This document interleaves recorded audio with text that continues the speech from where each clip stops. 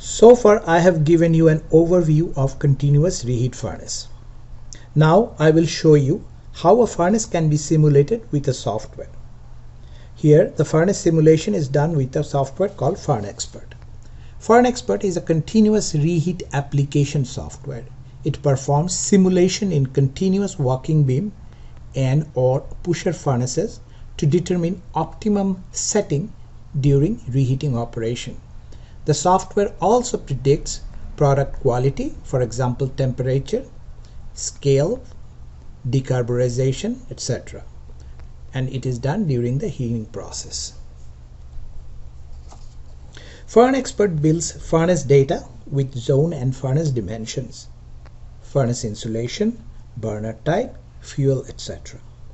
Products are created from basic shapes, billets, ingots, slabs and rounds by entering dimensions and material properties that is provided with the software. It also creates furnace profiles from set points. It comes with an entire database of steel grades, fuel types and refractory materials. The results include charge temperature profile during heating and at exit, two-dimensional skid mark for slab heating furnaces, scale and decarburization depth, zone-wise thermal loading, zone-wise fuel and air inputs, fuel consumption and furnace efficiency. It also calculates heat to parts, refractory loss, heat to gases, and heat loss through flue.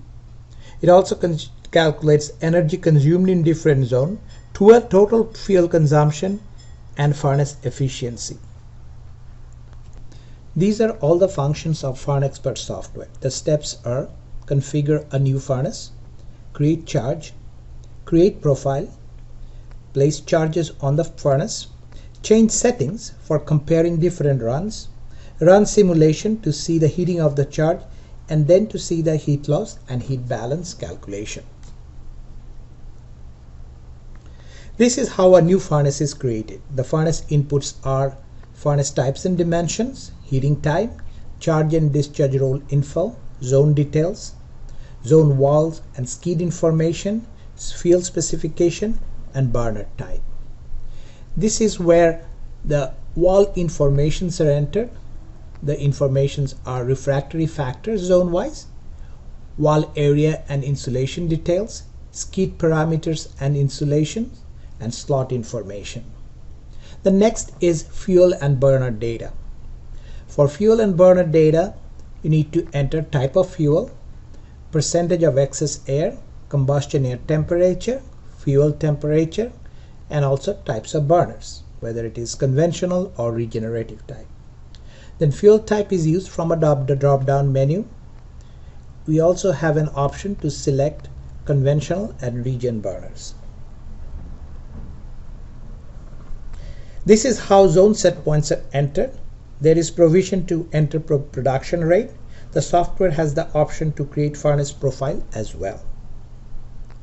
Once the set points are entered, the software creates a furnace profile. Next is charge data. Charges are created from list of shapes. These shapes are slabs, billets, ingots, and round. The next step is to select charge material.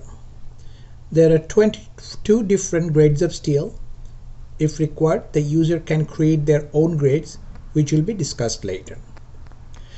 The user needs also to provide the initial temperatures and other constants like view factors, top and bottom, target temperature, and target delta T. The next step is to provide the spacing between the charges for walking beam and walking hearth furnaces. Then to enter the skid related data for walking beam and pusher type of furnaces, click on the skid details buttons. Enter all the skid related data for both the stationary and the moving rails. This is the furnace setting screens where the user can directly change set points and or production rate to compare several runs. This screen shows the results of a furnace simulation. The resulting furnace profile is shown with red and blue lines. The top, bottom and center temperature are shown by black, pink and sky blue lines. The user has the ability to check the charge temperature at any point during the heating cycle by moving the slider at the point of interest. Average discharge temperature along with delta T, which is difference between the highest and lowest temperature, is calculated and shown. To get a detailed view of the charge temperature at any location inside the furnace, one can move the slider to that location and click on the Temp node button. The node view shows the node temperature of half the charge cross-section above the symmetric line. It also shows skid wear bar temperature at the point of contact of the skid and the charge. The bottom of the screen shows the temperature detail of the charge. The red indicates hot temperature and the blue indicates cold temperature. The Sankey diagrams gives the combustion details with an overview of the heat balance. The zone input provides the gross input in each zone. The burner capacity has to be higher than these numbers in order to heat the charge at desired product rate and attain desired discharge temperature. The available heat in green font gives different heat losses and the utilized heat that goes into heating the charge. The flue data gives both flue heat loss and flue gas temperature leaving the furnace.